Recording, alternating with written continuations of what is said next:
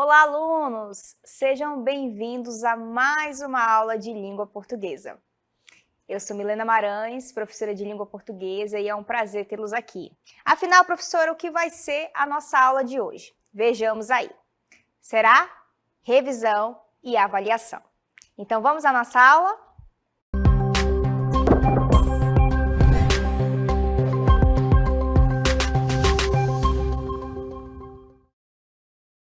Então, o que será que vai acontecer nesta revisão? Então, vamos lá. Eu quero que vocês revejam aí o conceito de texto. Acompanhem comigo. Olha o que diz. De acordo com a linguista e professora da UFMG, Maria da Graça Costa Val, pode-se definir texto como qualquer produção linguística, falada ou escrita, de qualquer tamanho que possa fazer sentido numa situação de interlocução, isto é, numa situação de comunicação. Então, o que é texto, professora? Texto é tudo aquilo que produz sentido, e aí eu considero como um texto. E o texto precisa ter elementos que vão fazer ali a sua composição. E eu quero que vocês acompanhem comigo agora, vejam aí. Então, elementos que compõem o texto. O primeiro deles aí é intencionalidade. Faz referência a quê, professora? Ao objetivo do autor, ou seja, o que ele deseja alcançar com o texto. Então, todo texto precisa ter um objetivo. Eu não vou chegar aqui, por exemplo, nesta aula e sair falando o que eu acho, o que eu penso. Não, eu preciso planejar. Eu quero fazer a revisão da aula. Mas o que eu vou tratar nesta aula? Eu vou falar especificamente disso. Então, veja, eu tracei um objetivo, eu tracei uma finalidade para, então, o texto fazer sentido. Isso eu chamo de intencionalidade, ok? Vejamos o próximo elemento aí. O próximo elemento é a aceitabilidade. Então, a aceitabilidade faz referência ao fato de o leitor aceitar o texto como um texto que apresenta sentido. Se eu estou falando aqui, por exemplo, e está fazendo sentido para você, então você está aceitando o que eu estou falando. Esse processo é aceitabilidade. Em outras palavras, o leitor do texto aceita as intenções pretendidas pelo autor. Então, eu estou fazendo a revisão aqui e você está aceitando? Processo de aceitabilidade. Vejamos o próximo aí. Nós temos a situacionalidade. Faz referência a quê, professora?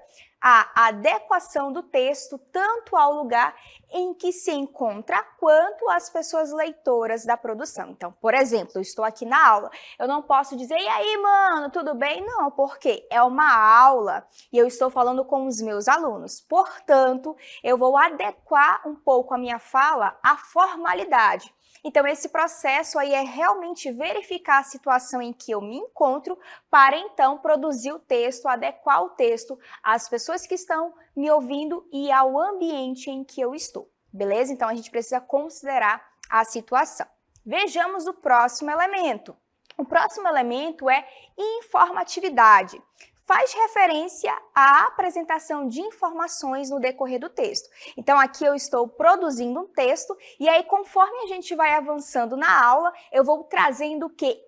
Informações. Então, esse processo de eu estar trazendo informações para vocês é informatividade, porque vocês vão recebendo informações, vão aprendendo, por exemplo, novas coisas e esse processo é a informatividade, como eu já bem disse. Vejamos o próximo elemento. O próximo elemento é intertextualidade.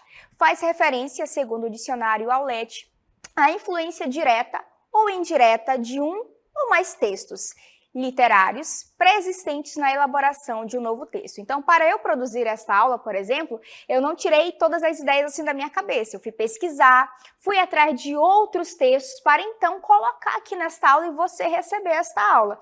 Esse processo é o processo de intertextualidade, em que um texto de agora vai retomar textos já existentes. Combinado? Vejamos o próximo elemento, é a coesão.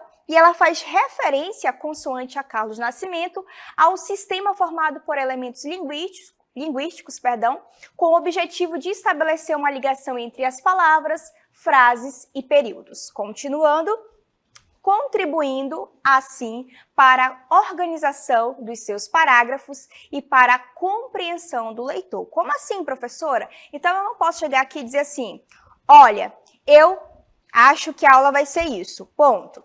O texto fala sobre isso. Não, eu preciso ter o quê? Uma ligação do texto. O texto precisa fluir assim tranquilamente, sem haver essas pausas muito sérias, muito pesadas.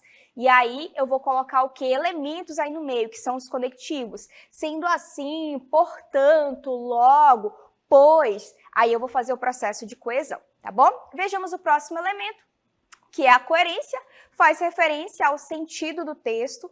Para isso, todos os elementos citados, ok? Precisam estar o quê? Presentes, e eles devem se apresentar de forma progressiva, não contraditória e articulada, conforme Carlos Nascimento. Então, todos esses elementos aí vão fazer o quê? O processo de coerência. Para que o texto tenha sentido para mim, eu preciso colocar esses elementos sem que eles briguem, sem que eles entrem em contradição. Aí sim eu vou produzir sentido, eu vou produzir coerência, eu vou produzir lógica, você vai entender o meu texto, ok? Agora vejamos aí um conceito muito importante que está presente dentro dos elementos aí. Acompanhem comigo. Olha o que diz. Intertextualidade, segundo o dicionário Aulete, é influência direta ou indireta de um ou mais textos literários pré-existentes na elaboração de um novo texto. Como assim, professora? Vocês acabaram de acompanhar comigo, inclusive, que intertextualidade é a relação entre textos.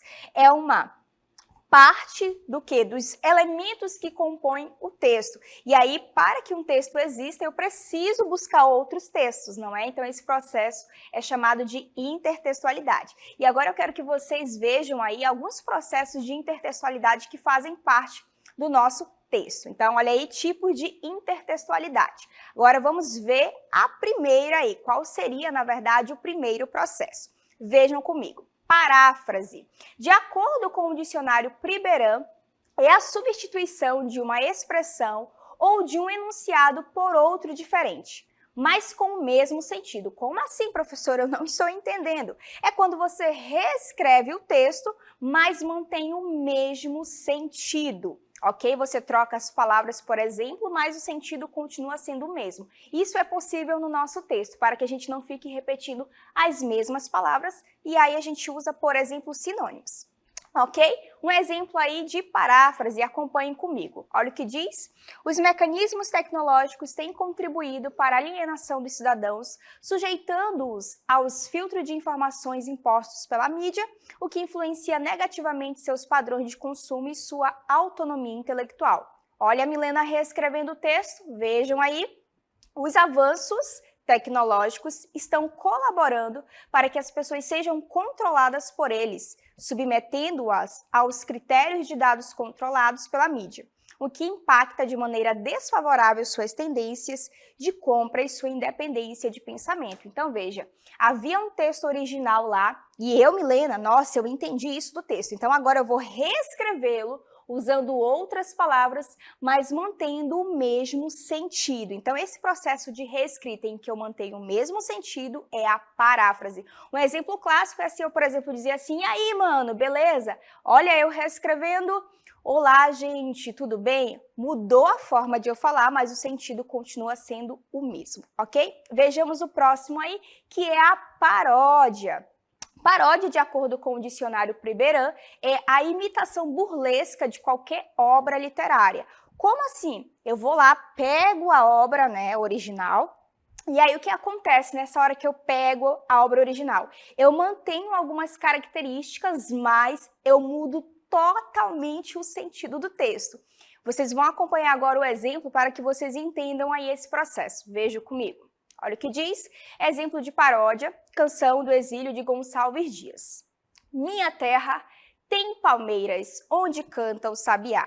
As aves que aqui gorjeiam, não gorjeiam como lá. Então, é o texto original publicado aí, ó, em 1846. Agora, veja eu pegando o mesmo texto, só que mudando totalmente o sentido. Vejam aí. Minha casa tem goteiras. Pingam daqui, pingam de lá. Quando chove é uma tristeza, pegue um balde para ajudar. Então, veja, eu peguei o texto original, mas na hora que eu fiz a reescrita desse texto, eu mudei totalmente o sentido.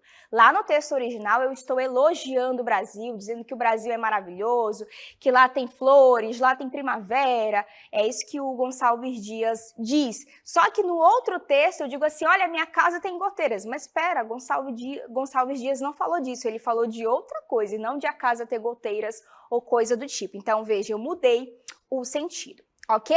Professora, todo texto é construído por alguém. Lembra que eu preciso ter uma intencionalidade. Se o texto tem uma intenção, é porque alguém está escrevendo esse texto. Você não concorda comigo? Por exemplo, este texto de agora aqui, que eu estou produzindo, sou eu. Então, esse alguém sou eu, a professora Milena. E esse indivíduo pode ou não deixar a sua opinião. Ele pode dizer assim, olha, esta é a minha opinião. Ou ele pode apenas dizer, olha, é o tema, eu só estou explicando. Caso ele decida opinar, ele estará no campo da parcialidade. O que significa parcialidade? É quando você está ali mostrando a sua opinião. Ou se ele decidir não opinar, ele vai estar no campo da imparcialidade. Então, eu quero que vocês entendam comigo agora, por meio de uma pergunta, o seguinte. Afinal, o que é a parcialidade e a imparcialidade? Como eu já dei uma prévia aí, agora a gente vai entender o conceito de fato, né, como é. Vejam aí comigo. Olha o que diz. Ser parcial significa escolher um lado em uma situação, ou seja, ter uma opinião e levá-la em consideração no momento de passar uma informação. Ser imparcial significa não escolher lados e, assim, mesmo que se tenha uma opinião sobre o assunto, quando se fala sobre ele, esta opinião não está presente. Aí nós temos o in, que é o prefixo de origem latina, que indica negação ou privação. Então, uma pausa para nós entendermos os conceitos. Se eu estou agora falando aqui, por exemplo, eu não estou dando nenhuma opinião. Eu só estou explicando, olha, gente, texto é isso, nós temos elementos do texto. Eu não estou dando nenhuma opinião, como nós dizemos no dia a dia, né? Eu não estou opinando, eu só estou explicando. Portanto, eu estou no campo da imparcialidade, porque eu só estou explicando. Mas a partir do momento que eu disser, nossa, eu acho, olha aí, eu acho que o Brasil precisa mudar. Nossa, o Brasil poderia ter tal política pública. Veja, eu já não estou só explicando, eu estou dando a minha opinião também. Então, eu entro em que campo? Da parcialidade. Essa é a diferença. Imparcialidade, eu não vou ter a opinião do autor, enquanto na parcialidade a gente vai perceber o autor aparecendo com a sua opinião. Combinado?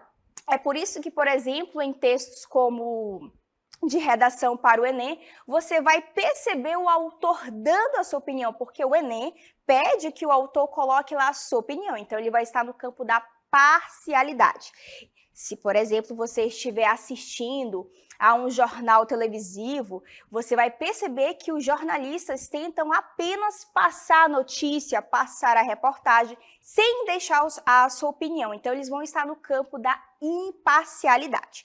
Então, a partir disso, podemos fazer da melhor maneira uma interpretação ou uma compreensão de texto, porque se eu percebo que o autor está dando a opinião ali, eu vou dizer, nossa, é possível concluir desse texto tal coisa.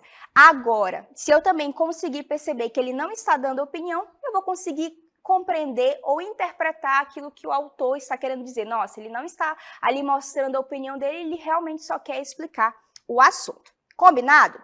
Agora só vamos fazer uma síntese aqui a respeito do que nós vimos. Acompanhem comigo.